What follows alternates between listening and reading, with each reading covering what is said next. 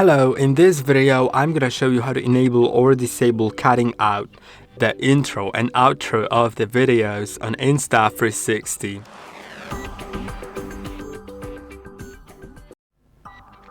What it does is it basically cuts out the first several seconds and last several seconds of the video, and you can enable or disable that option.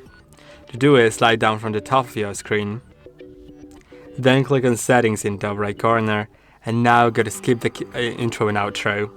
You can see that in 360 or me mode, the first and last 3 seconds are auto trimmed. Twisty Shoot skips the last 2 seconds. You can disable or enable that option.